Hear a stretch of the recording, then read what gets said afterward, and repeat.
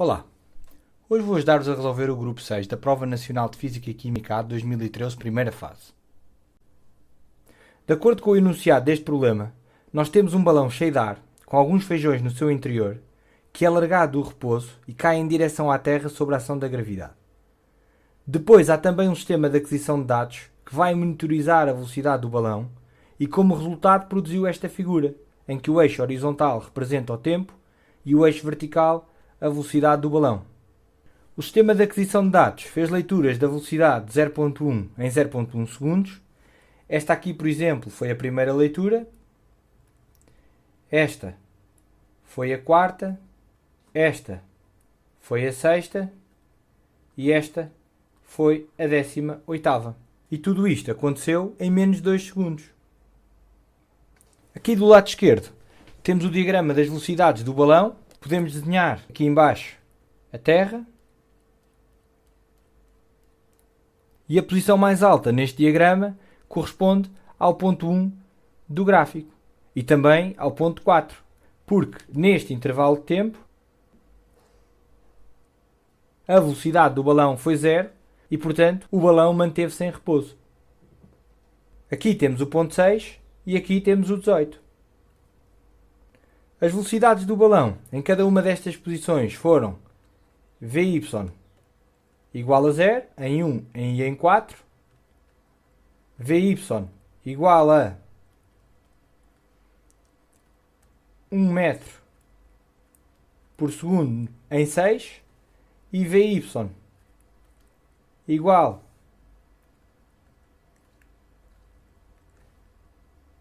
a 1.7 metros por segundo no ponto 18. Este caso intermédio corresponde ao ponto 13 que podemos marcar aqui também na figura. Aqui está ele. E no qual a velocidade do balão também é Vy igual a 1.7 metros por segundo. Portanto, entre os pontos 13 e 18, o balão caiu em movimento retilíneo uniforme. Podemos marcar isso aqui na figura.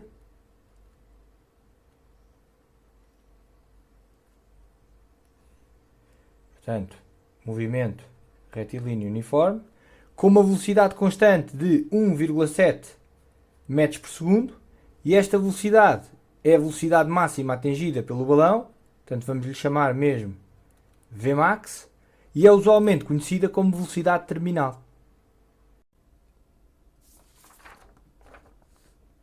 A linha 1 diz o seguinte: considera o deslocamento do balão de massa 4,8 gramas no intervalo de tempo 1,3 a 1,7 segundos. Determine o trabalho realizado pelo peso do balão nesse deslocamento. Pede-nos ainda para apresentar todas as etapas da resolução. Portanto, a massa do balão mais os feijões é igual a 4,8 gramas. Para fazer as contas, temos de terem atenção e converter este valor para quilogramas. Temos massa igual a 4,8 vezes 10 a menos 3 kg. Depois é dito no enunciado para considerar o intervalo de tempo que vai de 1,3 a 1,7 segundos. Isto basicamente corresponde a esta zona a verde que podem ver aqui na figura, que tem uma duração ΔT igual a 0,4 segundos. O que é importante dizer aqui é que durante este intervalo de tempo a velocidade do balão foi praticamente constante, como podem ver aqui. E o valor dela foi 1,7 metros por segundo. O que isto quer dizer é que neste intervalo de tempo o balão caiu em direção à Terra em movimento retilíneo uniforme. Portanto, a situação que nós temos pode ser representada desta maneira. Temos aqui a Terra. Temos aqui o balão no instante t igual a 1,3 segundos. O balão neste intervalo de tempo vai cair em direção à Terra por ação da gravidade e no instante t igual a 1,7 segundos o balão já vai estar um pouco mais perto da Terra. Vamos desenhá-lo aqui. Esta distância, que é a distância percorrida pelo balão no intervalo de tempo ΔT, vamos chamar D. E este D, uma vez que o balão está em movimento retilíneo uniforme, é igual ao produto da velocidade Vmax pelo intervalo de tempo ΔT. Esta fórmula é válida no movimento retilíneo e uniforme. Aquilo que nos estão a pedir para terminar nesta linha é o trabalho realizado pelo peso do balão neste deslocamento D aqui. Dizer o peso do balão, estamos a falar da força gravítica, Fg, que é um vetor constante que aponta sempre na direção da Terra e cujo módulo é dado por isto, Fg igual à massa do balão vezes a aceleração da gravidade, onde a aceleração da gravidade, de acordo com o formulário, é 10 metros por segundo ao quadrado. Em geral, o trabalho realizado por uma força constante é dado pelo produto de três quantidades. O trabalho é igual ao módulo da força, vezes o módulo do deslocamento, vezes o cosseno de alfa, em que alfa é o ângulo entre a força e o deslocamento. Por exemplo, se tivermos o vetor de deslocamento nesta direção e a força nesta direção, este ângulo aqui é o ângulo alfa. No nosso caso particular, temos a força gravítica a apontar em direção à Terra, o vetor de deslocamento aponta na mesma direção, D, e portanto o ângulo entre a força gravítica e o vetor de deslocamento é, no nosso caso, alfa igual a 0 graus. Então, o trabalho realizado pelo peso é igual ao módulo da força gravítica vezes o módulo do deslocamento vezes o cosseno de 0 graus, tendo em conta que o cosseno de 0 graus é igual a 1, isto dá Fg D. Portanto, tudo o que temos de fazer agora é calcular o módulo do deslocamento, o módulo da força gravítica, colocar os resultados aqui e determinar o trabalho realizado pelo peso do balão. Vamos usar a máquina de calcular para calcular o valor de D. Temos 1,7 vezes 0,4. Isto dá 0,68. Portanto, D igual a 0,68 metros. Para o módulo da força gravítica, podemos fazer a conta de cabeça, porque é só multiplicar a massa por 10 metros por segundo ao quadrado. E o resultado é 48 vezes 10 a menos 3 newtons, ou seja, Fg igual a 48 millinewtons.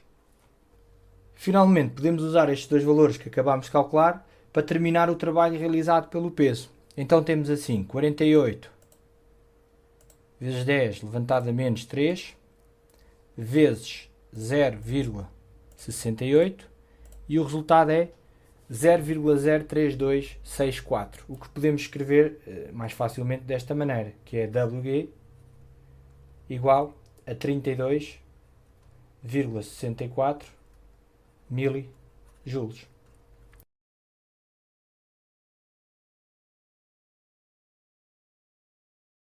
Em relação à linha 2, perguntam-nos o que acontece à energia do sistema balão mais terra no intervalo de tempo entre 0,4 e 1,7 segundos.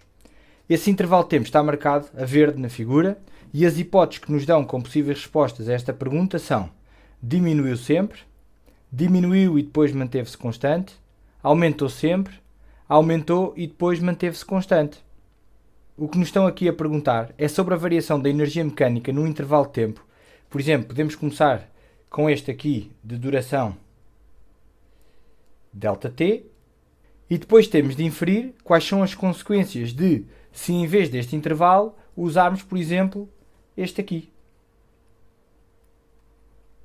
Como sabe, a variação da energia mecânica é igual à variação da energia potencial mais a variação da energia cinética do sistema balão mais terra.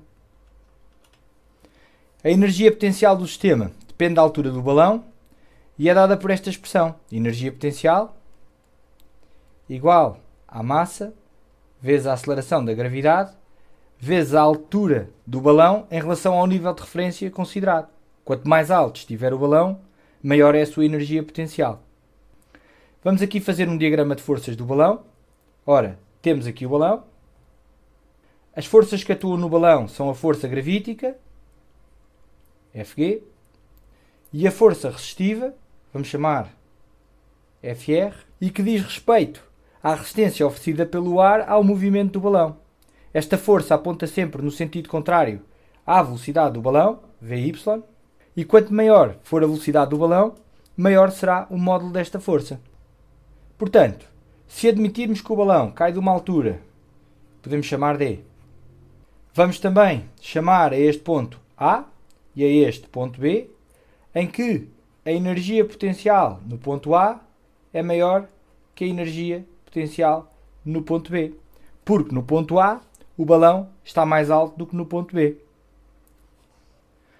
Então, a variação da energia potencial é igual à energia potencial no ponto B menos a energia potencial no ponto A, e é fácil verificar que o resultado é menos mgd.